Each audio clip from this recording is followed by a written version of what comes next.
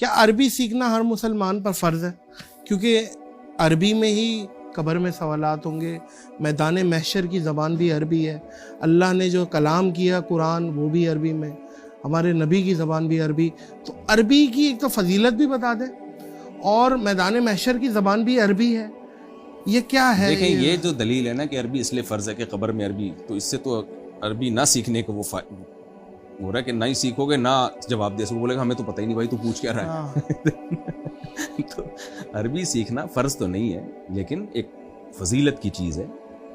دیکھیں فرض کیا ہے، جو آپ کے فرائض و واجبات ہیں نا جو اسلام نے آپ پہ فرض کیے ان کو آپ پورا کریں، نماز پڑھیں، زکوٰۃ دیں، روزہ رکھیں، برائیوں سے بچیں، وہ چاہے اردو میں کریں، عربی میں کریں، انگلش میں کریں، تو وہ آپ کی مرضی ہے۔ ہاں اتنی عربی جس سے آپ کی نماز درست ہو جائے، کیونکہ نماز تو عربی میں ہے نا، سورہ فاتحہ عربی میں ہے، اس کا ترجمہ تھوڑی پڑھ سکتے ہیں آپ، صورتیں عربی میں، یہ آپ پر فرض ہے اتنی سیکھنا جس سے آپ کی نماز درست ہو جائے، باقی چیزیں فرض نہیں ہیں، کیونکہ اسلام ساری دنیا کے سارے انسانوں کے لیے آیا۔ اگر اسلام ہر قوم کو عربی سیکھنا فرض قرار دے دیتا لوگوں کے لیے بڑی مشکل ہو جاتی۔ اسلام نے کہا ٹھیک ہے بھئی، آپ کو مثال کے طور پر اسلام میں کوئی مخصوص لباس نہیں ہے، کیونکہ نبی صلی اللہ علیہ وسلم گرم علاقے میں آئے، اگر آپ یہ کہتے کہ یہ لباس فرض ہے تو سائبیریا میں وہ لباس کون پہن سکتا تھا؟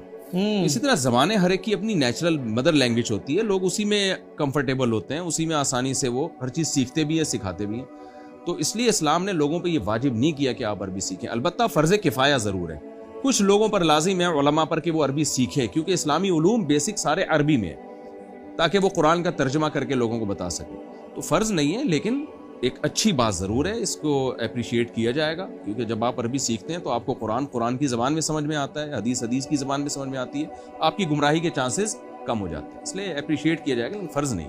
اچھا مفتی صاحب، اللہ عز و جل کو میاں بھی بولا جاتا ہے، کریٹر بھی بولا جاتا ہے، گاڈ بھی بولا جاتا ہے، خالق بھی بولا جاتا ہے، مالک بھی بولا جاتا ہے، یہ گاڈ بولنا اور کریٹر اور یہ ساری چیزیں سب جائز ہے، اللہ کا لفظ زیادہ بہتر ہے، جو اللہ نے ہمیں بتایا ہے صحیح بہتر ہے۔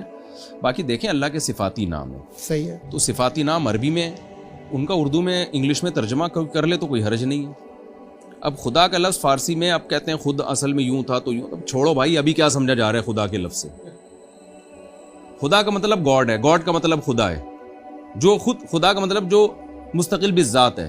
گاڈ کو اب ماضی میں لوگ کہتے ہیں جیسے ٹائی کے بارے میں کہتے ہیں نا کہ وہ ٹائی سلیب، بھائی ونس اپون اے ٹائم اگر وہ سلیب تھا، اب نہیں ہے۔ اب ٹائی کا مطلب یہ ہے کہ یار آپ تیار ہو گئے یوں کر کے رشتہ لینے کے لیے جا رہے ہیں، اب اس سلیب کا کسی کے دماغ میں تصور بھی نہیں ہے۔ تو شریعت دیکھتی ہے کہ اس کا کیا امپیکٹ کیا پڑ رہا ہے، جب نہیں پڑ رہا۔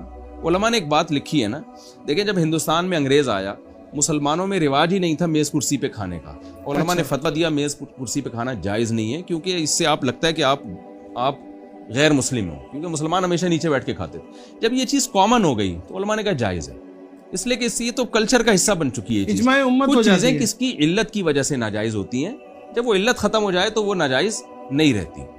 تو اب یہاں بھی دیکھیں شراب حرام ہے نا، نشہ آتا ہے، وہی رکھے رکھے سرکہ بن جائے تو جائز ہے۔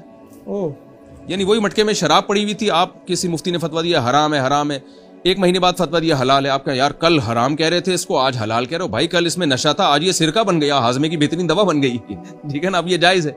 تو اب اس میں بھی ٹائی ہو گئی یا اس طرح کے لفظ ہو گئے، خدا کا پہلے کیا بھائی، پہلے جو مردی تصور تھا، آج ہماری نظر میں خدا کا مطلب گاڈ ہے، گاڈ کا مطلب کریٹر ہے، کریٹر کا مطلب خالق ہے، عربی میں خالق کہتے ہیں، انگلش میں کریٹر کہتے ہیں، انگلش میں خدا کو گاڈ کہتے ہیں، تو کوئی حرج نہیں ہے۔ بہتر یہی ہے کہ لفظ اللہ استعمال کیا جائے، افضلیت میں کوئی اختلاف نہیں ہے، لیکن جائز وہ بھی ہے۔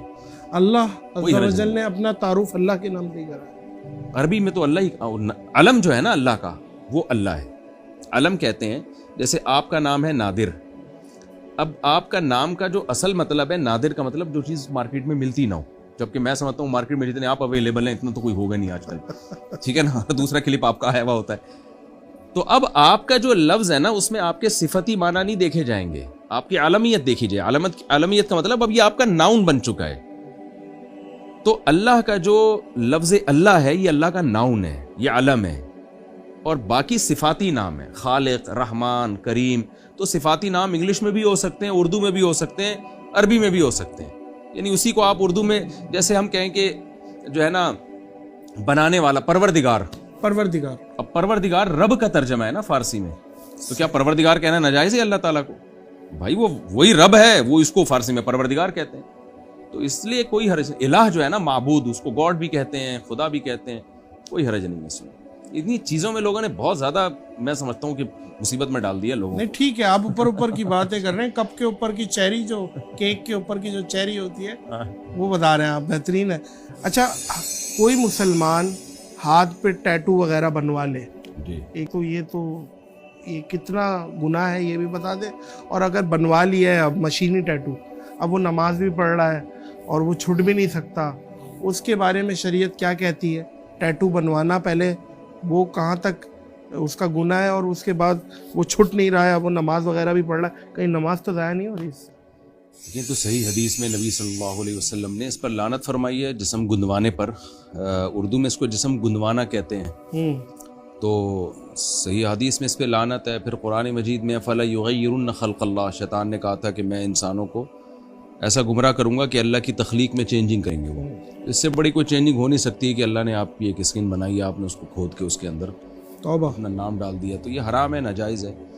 अब जाहिर है कर लिया जब किसी ने, तो अब एक अमल रिवर्स अगर हो सकता है तो करे, नहीं हो सकता तो सिवाय तौबा की अब कोई ऑप्शन नहीं है, तो वो उसी में नमाज पढ़े, क्योंकि मजबूरी है। जी अक्सर देखा जाता है कि कोई नॉन मुस्लिम है, वो कन्वर्ट हुआ और पहले अपनी ज़िंदगी में वो बिल्डर था और टैटू शैटू बनाए हुए, तो अब वो हो गया है मुसलमान, लेकिन वो अब उसी जिस्म में घूम रहा है। बस अब तौबा करें और तो कोई ऑप्शन नहीं है। बेशक है।